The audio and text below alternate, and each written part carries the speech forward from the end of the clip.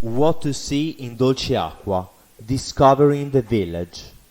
Nestled in the hills of Liguria, Dolceacqua presents itself as an authentic hidden treasure, ready to captivate visitors with its timeless charm. Located in the province of Imperia, this picturesque village allows visitors to immerse themselves in an authentic atmosphere, to discover a destination that combines history, culture, and stunning landscapes.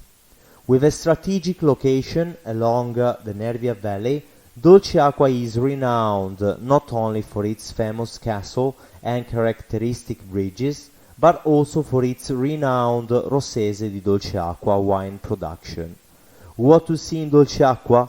Let's explore the must-see attractions that make this village a truly unique place to visit.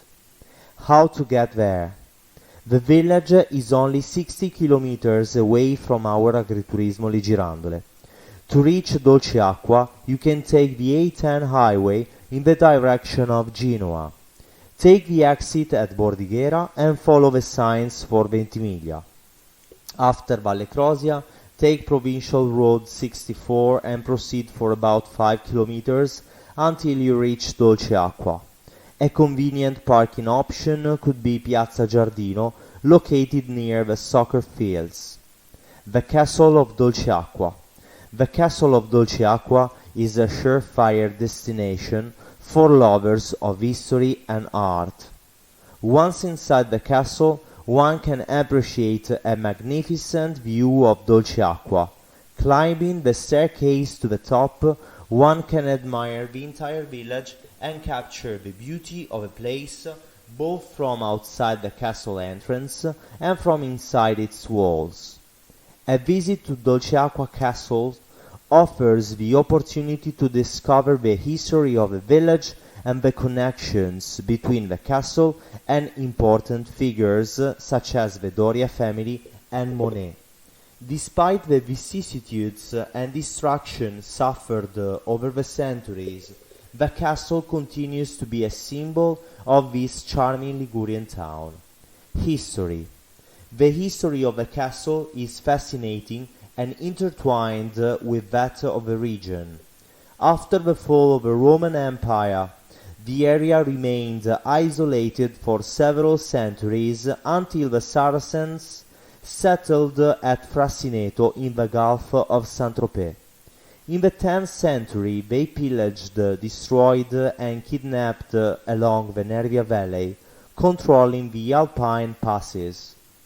In 980, the Counts of Provence, the Counts of Ventimiglia, the Grimaldis, and other Ligurian and Provençal lords allied and defeated the Saracens. The Benedictines contributed to the repopulation and reconstruction of the area, introducing olive cultivation and the terrace system. In 996, with investiture of Conrad I, the Signory of the Counts of Ventimiglia was born, who became leading players in local borders politics and rivals of Genoa until the 13th century. To control the Nervia and Barbaira valleys, the Counts of Ventimiglia had a castle built on the high ground overlooking the Nervia stream. Around it rose the first houses of the village of Dolceacqua. The first document in which Dolceacqua is mentioned dates back to 1151, confirming that the monks of the Abbey of Novalesa owned land in the area. The castle suffered numerous sieges over the centuries during the struggles between the Counts of Ventimiglia and Genoa, which eventually prevailed. In 1267, Dolceacqua was purchased by Oberto Doria, a member of the Doria family, who maintained control of the castle until 1900s. The earthquake. The castle of Dolceacqua was severely damaged by the earthquake of 1887, which also affected other villages in the area, including Bussana Vecchia, Baiardo, and the Gulf of Diano territories. This led to the abandonment and partial destruction of the castle. However, thanks to restoration efforts, it has been possible to preserve its essence and features, allowing visitors to admire its skeleton and towers as well as explore its interior rooms. The visit to the museum. Inside the castle, several rooms have been set up to house a museum. The first room is dedicated to the history of the castle itself, providing an overview of the historical events that have marked its evolution over the centuries. The second room is dedicated to the Doria family, which played a major role in the history of Dolceacqua and in the management of the castle. Finally, one room is dedicated to Monet, the famous Impressionist painter who painted the famous picture Le Château de Dolceacqua. This work is now kept at the Marmottan Monet Museum, but the room in the castle offers the opportunity to admire a reproduction of it and learn more about the relationship between Monet and Dolceacqua. Inside the castle, there is also a modern open space glass room that is used for events, fairs or conferences, helping to make the castle not only a historical and cultural place, but also a meeting point for various events. Hours and tickets. Opening hours are as follows: Monday through Sunday, 10 a.m. to 1 p.m. and 3:30 p.m. to 6 p.m.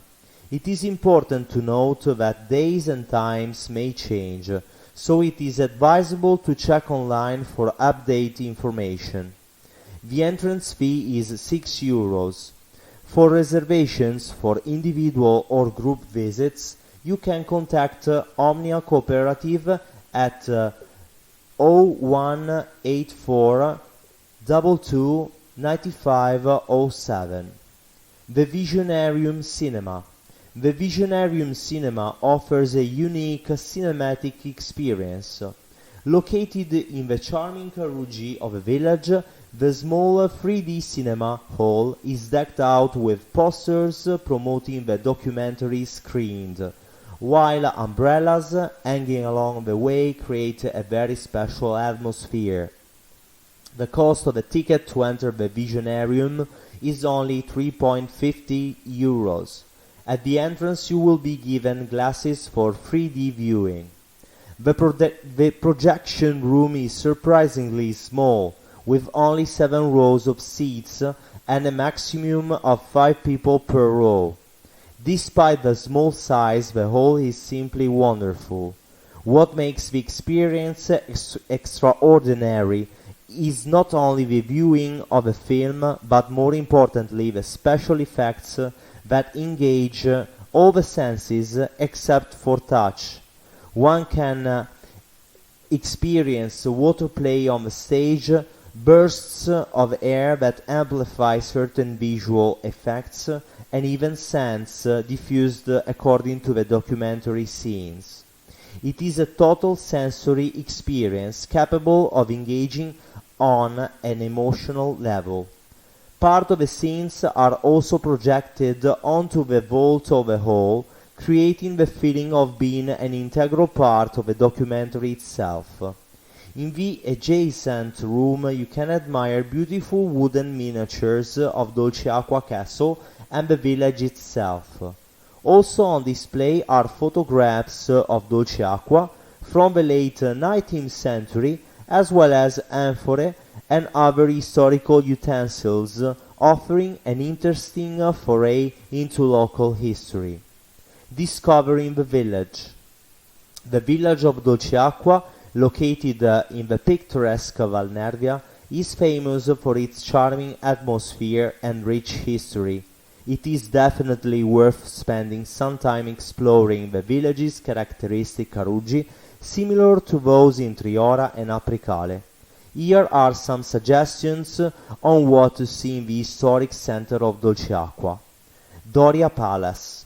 Proceeding to the main square of the village, you pass by Palazzo Doria or della Caminata. It is an ancient palace of the Doria dynasty dating back to the 17th century. Its recent renovation has uncovered its distinctive Gothic-style portico. Parish Church of St. Anthony Abbot. Next to the Palazzo Doria is the Parish Church of St. Anthony Abbot, seat of the Parish Church of the same name of the Vicariate of Bordighera and Nervia Valley of the Diocese of Ventimiglia Sanremo. Father G. Mauro Square. There are interesting details in and around the main square named after Father Giovanni Mauro. First, the millstone of an olive press, a symbol of the agricultural and olive growing tradition of the Nervia Valley. Along with the oil, another treasure of Dolceacqua is definitely the wine. In the region, Rossese wine represents an excellence in local production. A small fountain has been dedicated to celebrate it, visible in the open air, though not drinkable. The Old Bridge. A famous symbol of Dolceacqua is the Ponte Vecchio Old Bridge, which is exciting to observe both from below, from the two banks of the stream with a castle in the background, and to walk across. About 33 meters long, it offers a striking image, especially from the most recent part of the village where the provincial highway passes. An iron frame along the walkway facing the castle recalls visitors to Monet's famous painting. Learn more of the history of the bridge. The Church of San Filippo. Next to the bridge is the tiny Church of San Filippo, dedicated to the Saint Philip Neri. The church, which is private, was built in 1714 by Andrea Corrieri to house his family's burials. Despite its small size, the church is distinguished by its charming pink color, typical of the Ligurian region.